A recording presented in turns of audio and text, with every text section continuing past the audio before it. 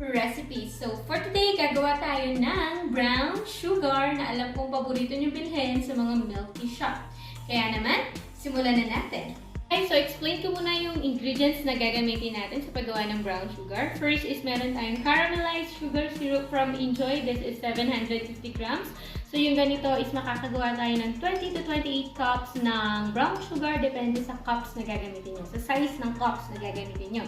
Second is meron tayong black pearl. Kinuha ko lang to dito sa aking milk tea shop. So kung gusto mong malaman yung aking secret procedure sa pagluto ng black pearl para maging chewy siya and mas matagal yung kanyang lifespan and hindi siya dikit-dikit, mag-comment ka lang sa baba and then mag-subscribe ka na rin sa channel ko hindi ka pa nagsasubscribe. Okay?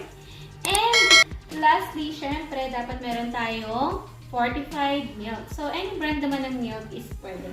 Okay? So, mag-start na tayong gumawa ng ating brown sugar. First step natin guys is maglalagay tayo ng brown sugar dito sa ating black pearl para mas maglasang brown sugar na yung ating black pearl and mas tumamis siya. So, 30 ml lang nitong ating jigger. Yan. So, halu-haluin nyo lang itong inyong brown sugar, pero gentle lang. Okay. Then, iwanan nyo lang na nakababad yung ating black pearl. So, nilagay natin brown sugar for at least 10 minutes. Okay? So, next step natin guys is maglalagay na tayo ng black pearl dito sa ating mga cups. Okay. So, yan.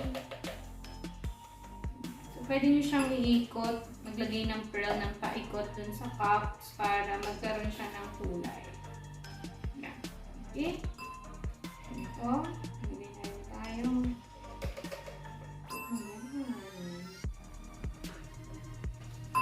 Grabe, ang bango ng ating brown sugar. Okay. So, yan na siya. Second step is maglalagay na tayo ng yellow.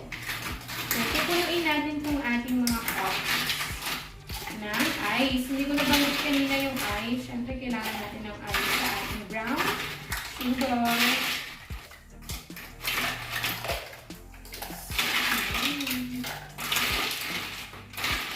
After natin maglagay ng yellow, maglalagay na tayo ngayon ng brown sugar.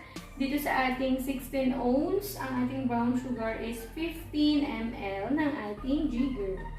Gamit ang ating jigger. Okay. So, ilagay na natin ang ating brown sugar. So, paikot nyo rin ilagay yung brown sugar nyo para magkaroon ng kulay yung gilid ng ating cups. Okay, and yung ating last step is maglalagay na tayo syempre ng milk. Okay, ayan. So, dapat puno siya. Ayan. Takpan na natin ang ating brown sugar. So, lagi natin i-remind sa ating mga customers or kahit sa atin, bago tayo uminom ng ating brown sugar, kailangan i-mix natin siyang mabuti. Okay?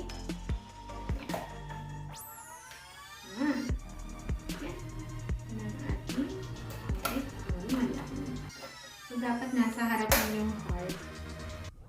Yan. Ito na yung ating brown sugar. Okay guys, so tikman na natin yung ating brown sugar. So according sa The World Between Us by Alden Richards, ang tama daw na pagbubukas ng milk tea is ititilt mo siya ng konti and then yung part na walang milk tea is doon mo itutusok ngayon yung ating straw para walang matapon na milk tea dito sa cups. Okay? So, haluin muna natin. Sorry. Yan. Kailangan haluin natin siya ng mabuti para ma-mix yung milk and yung brown sugar syrup. Yan.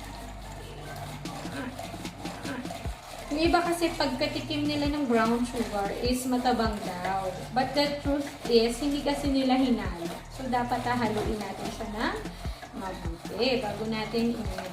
Okay? Yan. Okay. Mana natin.